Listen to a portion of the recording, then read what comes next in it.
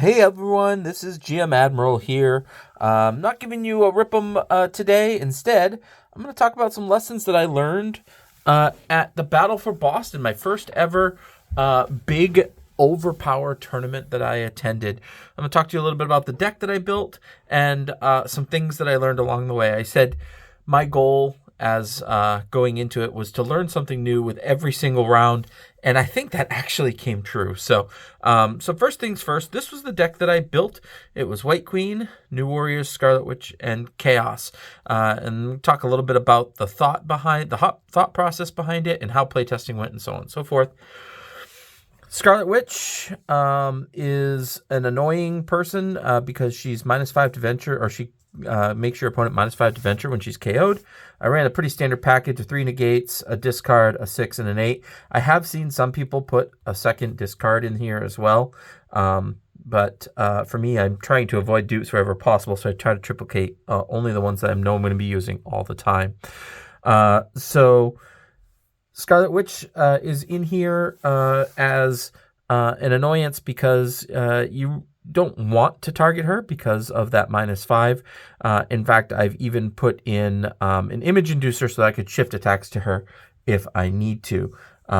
So she was she performed pretty well when we were playing in the tournament.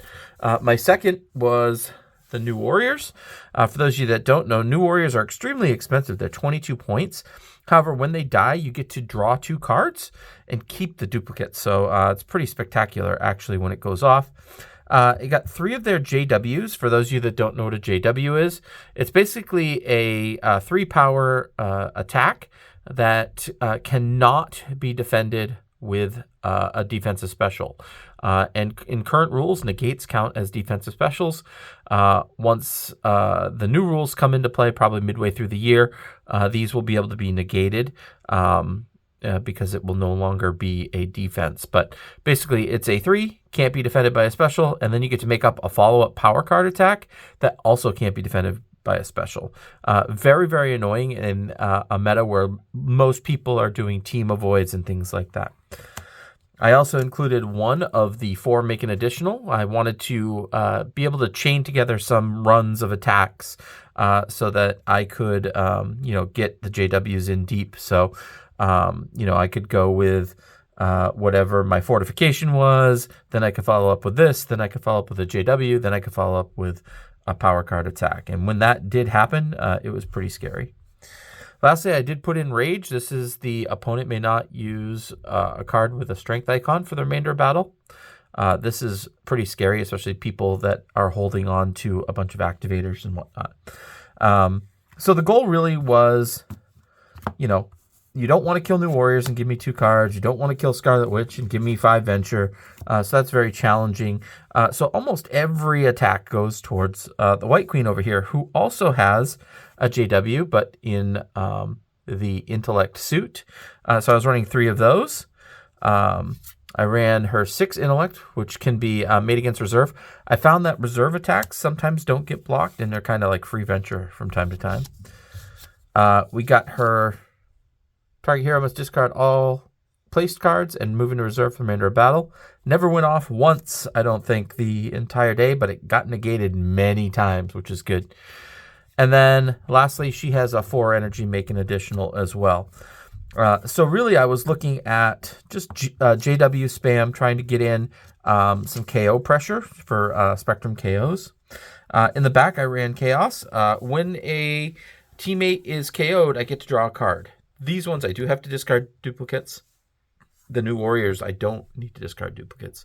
So I always run a 1 of this 9 or less avoid because I know that inevitably I'm going to be looking to kill off one of my characters on the front line because I did run the crossing with no energy power cards, maybe used to attack, and KO your frontline hero. So if this gets flipped, oftentimes I would kill off the New Warriors, 1, because they only had 5 specials, and 2, because I would then draw 1 card from Chaos and then 2 cards from New Warriors. And it's very important to do it that way because when you draw your card from Chaos, you have to discard a duplicate. So you don't want a ton of cards in your hands when you do it. So you always want to kill Chaos first and put that trigger on the stack, so to speak.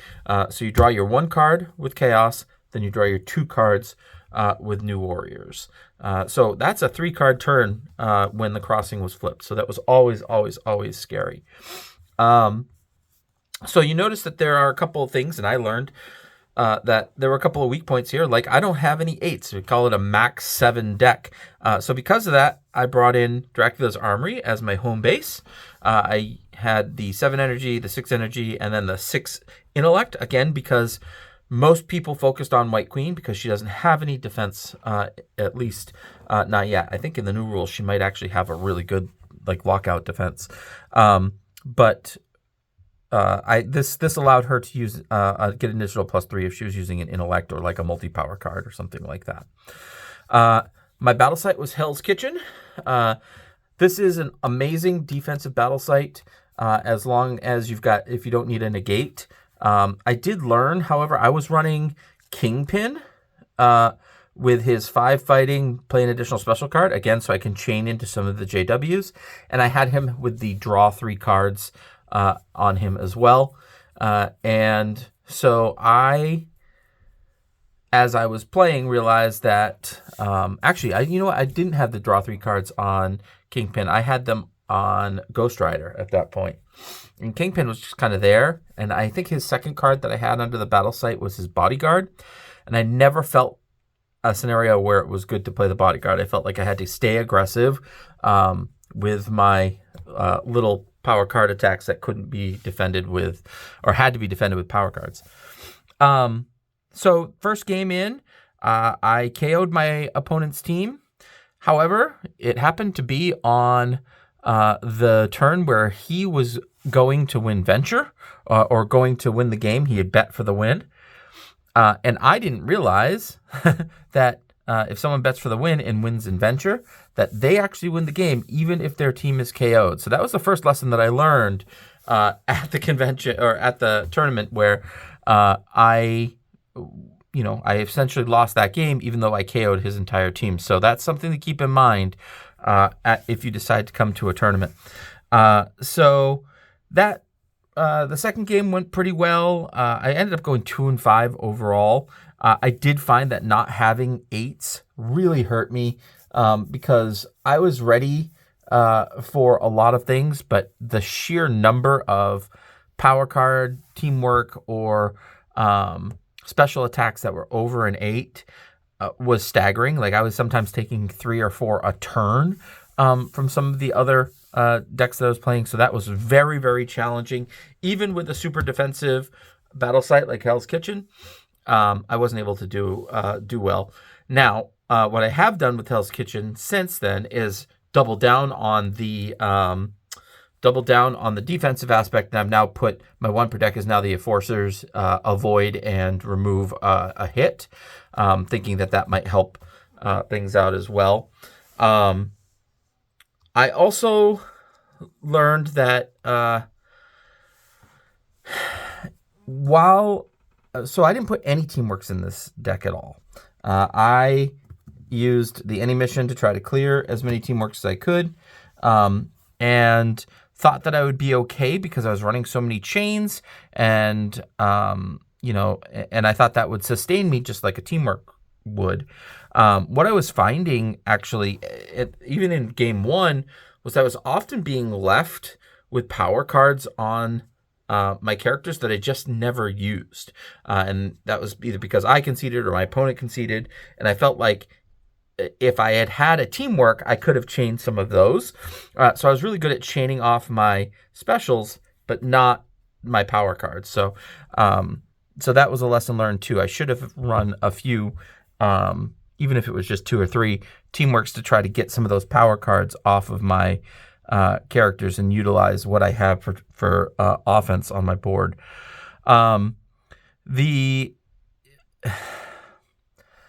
The KO special, I drew on the first turn twice. And once I actually had 2 events. And I chose the other event and not the KO event. I was scared to KO my guy.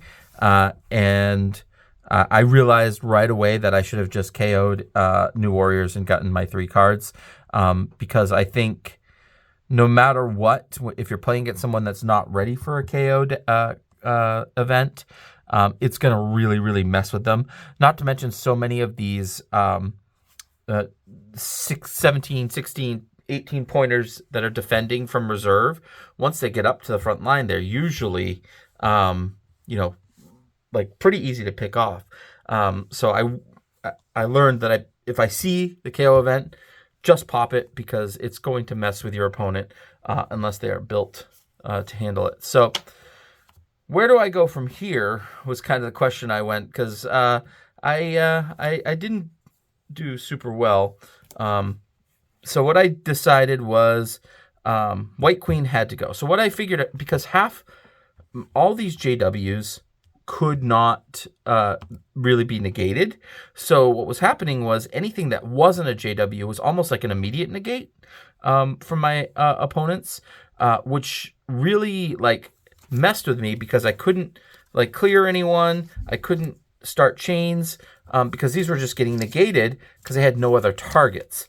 So I figured out right away that like, that maybe I had to watch out for that, right? I had to be conscientious of where the negates are. So I pulled White Queen and I pulled Dracula's Armory. So I realized that I really do still want to do this JW chaining bit. So of course, in the next iteration of this, we'll do Heroes for Hire, just because I think that they're probably one of the top 3 cards in tournament format, maybe 4. Heroes for Hire, Spawn, Starjammers, they're all in that same level. But Heroes for Hire are very, very aggressive with their specials. And so because I noticed I was shifting more towards strength, I figured that I would end up cutting Scarlet Witch and doing Beast the Brute instead. I still haven't fully sold myself on that, but that is likely what will happen. I had also considered the possibility of putting Deathbird in the back. I saw a lot of people at the convention rocking a Deathbird. I think it's 2 or 3 decks with Deathbird in reserve, and the more I think about it, the more I like having that extra placing spot, especially if people are sending JWs at me. I can place a 3 power card down on Deathbird and use it to defend anyone, no matter who it's coming at. Same thing's true of Teamworks, right? If I get my 6 combat or 6 fighting card or my 7 fighting card, I can place them on Deathbird, and it's basically an avoid for all 3 of my frontliners. So I think that Deathbird's going to come in and replace Chaos. I don't know that for sure. I'm still going to play around with it. I also think that I need to move to Team Overpower just so that I can save some of the activators that have the big avoids on them from Hell's Kitchen in case someone, concedes along the way or whatever. So yeah, that was my experience. It was a lot of fun. I did learn something else that was kind of cool, like going for this KO event style deck. Is that I didn't realize that DC has a KO event underneath Brave and the Bold. So I got the Brave and the Bold set of events here, and I've got missions here, and I've got the events coming, because the first event is a KO, and then the second event I was looking at is you choose one of your players' frontline characters, they choose one of yours, and all attacks against them are +1 for the remainder of battle. So I'm going to get some bigger attacks coming on me, but I think having your JWs be at a power 4 instead of a 3 can really throw up defense against you, because a lot of people are planning to block the 3s with power cards. And then the follow-up after that, the JWs is even more powerful as well. So the follow-up could be a 9 strength if it plays out correctly. So I did find, I think I may have mentioned this, that having an 8 on your team is going to be pretty important, because there are a lot of big attacks coming at you, and if you can get them to block with their 8 power card, that is helpful. It gets a little bit of pressure off of you. So yeah, so I'm going to keep rolling with the deck and keep seeing where it goes. I think that there's a lot of potential here. I didn't want to have to stoop to the Heroes for Hire level, but, I think they're just too good to not. And when you're playing at a high level tournament with 42 really good Overpower players, you have to come prepared and be ready for it. So whether you like it or not, you got to play some competitive characters. So so those are my lessons learned. I have built a few more decks based off of stuff that I saw at the tournament and liked, and tweaked this based off of some insight from others. And so, I had a blast. I learned a lot. And hopefully, next time if I go, instead of 2 and 5, if I go 3 and 4 or 4 and 3, I'll be plenty happy. You know what I mean? So the next big tournament, I believe, is called the Champ of Champs out in Ohio. That's going to be in February. I'm going to try to make the drive out there. I can't guarantee it, but I think it'd be fun to get in there and get another tournament or two under my belt. So anywho, if you have any comments or any questions, feel free to reach out. I'm on all the socials, GM_Admiral, or I'm on the OverPower Discord page. Love to hear what you think. All right. Take care, everyone.